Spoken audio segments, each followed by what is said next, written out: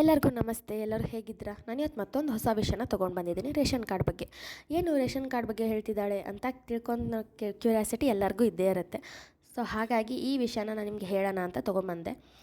ಏನಪ್ಪ ಹೊಸ ವಿಷಯ ಅಂತಂದರೆ, ಈ ಪಂಚಾಯತಿಲಿ ನಿಮ್ಮ ಹತ್ತಿರದ ಪಂಚಾಯತಿಗೆ ಹೋಗಿ ನೀವು ಮೊದಲು ಆನ್ಲೈನಲ್ಲಿ, ಅಂದರೆ ಕಂಪ್ಯೂಟರ್ ಆಪ್ರೇಟರ್ ಇರ್ತಾರಲ್ಲ ಹಾಗೆ ಅವ್ರ ಹತ್ರ ನಾವು ಹೊಸ ಮೆಂಬರ್, ಅಂದರೆ ಆ ರೇಷನ್ ಕಾರ್ಡಲ್ಲಿ ಹೊಸ ಒಬ್ಬರು ಎಕ್ಸ್ಟ್ರಾ ಬಂದಿರ್ತಾರಲ್ಲ ನಮ್ಮ ಫ್ಯಾಮಿಲಿಗೆ, ಅವ್ರನ್ನ ಜಾಯಿನ್ ಮಾಡೋದು. ಅಂದರೆ ಸೊಸೆ ಬಂದಿರ್ಬೋದು, ಮೊಮ್ಮಕ್ಕಳು ಬಂದಿರ್ಬೋದು, ಅವ್ರನ್ನ ಜಾಯಿನ್ ಮಾಡ್ಬೋದು. ಅಂದರೆ 6 ವರ್ಷದ ಒಳಗಿರೋ ಮಕ್ಕಳನ್ನ ಬರ್ತ್ ಸರ್ಟಿಫಿಕೇಟ್ ತೊಗೊಂಡೋಗಿ ನಾವು ಅದರಲ್ಲಿ ಜಾಯಿನ್ ಮಾಡ್ಬೋದು.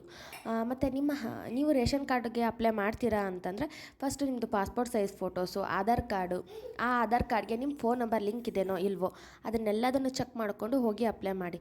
ಇವಾಗ ರೇಷನ್ ಕಾರ್ಡಿಂದ ಏನೇ ಅಪ್ಡೇಟ್ ಇದ್ದರೂ ನಿಮ್ಮ ಫೋನ್ಗೆ ಮೆಸೇಜ್ ಬರುತ್ತೆ. ಸುಮ್ಮನೆ ಯಾಕೆ ಬೇರೆ ಫೋನ್ ನಂಬರ್ ಕೊಟ್ಟು ಯಾಕೆ ಸುಮ್ಮನೆ ಹಲ್ದಾಡ್ತೀರಾ?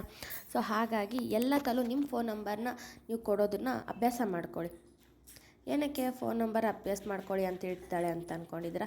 ಈಗ ಎಲ್ಲ ಕಡೆಗೂ ಆಧಾರ್ ಲಿಂಕ್ ಇದೆ. ಆಧಾರ್ ಲಿಂಕ್ ಇದ್ದರೆ ನಮ್ಮ ಫೋನ್ ನಂಬರ್ ಲಿಂಕ್ ಇದ್ದಾಗೆ ಅಲ್ವಾ?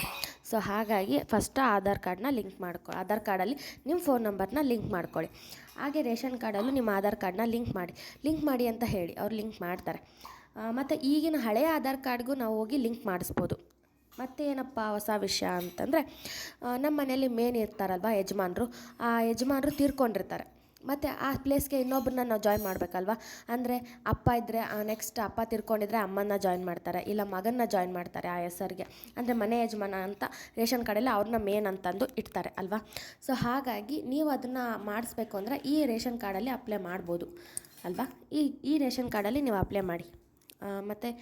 ಮತ್ತೊಂದು ಹೊಸ ವಿಷಯ ಏನಪ್ಪ ಅಂತಂದರೆ, ಈ ರೇಷನ್ ಕಾರ್ಡ್ನ APL ಅಥವಾ ಆಮೇಲೆ APL ಕೂಡ ಮತ್ತು BPL ಅವ್ರು ಕೂಡ ಈ ರೇಷನ್ ಕಾರ್ಡ್ಗೆ ಅಪ್ಲೈ ಮಾಡ್ಬೋದು. ಇಬ್ಬರು BPL ಅವರು ಕಂಪಲ್ಸರಿ ಮಾಡಲೇಬೇಕು, APL ಇದ್ದವ್ರು ಕೂಡ ಮಾಡ್ಬೋದು. ಇದಕ್ಕೆ ಯಾವುದೇ ರೆಸ್ಟ್ರಿಕ್ಷನ್ಸ್ ಇಲ್ಲ. ಓಕೆ, ಎಲ್ಲರೂ ಹೋಗಿ ಬೇಗನೆ ನಿಮ್ಮ ರೇಷನ್ ಕಾರ್ಡ್ನ ಅಪ್ಡೇಟ್ ಮಾಡಿಸ್ಕೊಳ್ಳಿ. ಮತ್ತು ನಿಮ್ಮ ಯಾರಿಗೆ ಹತ್ರ ರೇಷನ್ ಕಾರ್ಡ್ ಇರಲ್ಲ ಅವರೆಲ್ಲ ರೇಷನ್ ಕಾರ್ಡ್ ಮಾಡಿಸ್ಕೊಳ್ಳಿ. ಮತ್ತು ಇನ್ನೊಂದು ಏನಪ್ಪ ಅಂದರೆ, ಒಂದು ಮನೆಯಲ್ಲೇ 2-3 ರೇಷನ್ ಕಾರ್ಡ್ಗಳಿರ್ತಾವಲ್ವ, ಅದನ್ನು ರದ್ದು ಮಾಡ್ತಿದ್ದಾರೆ ಪಂಚಾಯತಿಯವರೆಲ್ಲ. ಅದನ್ನು ಒಂದು ಮನೆಗೆ ಎಷ್ಟು ರೇಷನ್ ಕಾರ್ಡ್ ಇದೆ ಅಂತಂದು ನೋಡಿ ಅದನ್ನು ರದ್ದು ಮಾಡ್ತಿದ್ದಾರೆ. ಫಸ್ಟ್ ನಿಮ್ಮ ರೇಷನ್ ಕಾರ್ಡ್ಗಳು, ನೀವು ಒಂದು ಮನೆಗೆ ಒಂದೇ ರೇಷನ್ ಕಾರ್ಡ್ ಅಷ್ಟೇ. ಹಾಗಾಗಿ ನಿಮ್ಮ ರೇಷನ್ ಕಾರ್ಡ್ ಎಕ್ಸ್ಟ್ರಾ ಇದೆ ಅಂದರೆ ಫಸ್ಟ್ ಹೋಗಿ ಅಪ್ಲೈ ಮಾಡಿ ನಿಮ್ಮ ರೇಷನ್ ಕಾರ್ಡನ್ನ ನೀವು ಉಳಿಸ್ಕೊಳ್ಳಿ. Okay, thank you. ನನ್ನ ವಿಷಯ ಇಷ್ಟ ಆಗಿದ್ದರೆ ಒಂದು ಲೈಕ್ ಮಾಡಿ, ನನ್ನ ಚಾನಲ್ನ ಸಬ್ಸ್ಕ್ರೈಬ್ ಮಾಡ್ಕೊಳ್ಳಿ.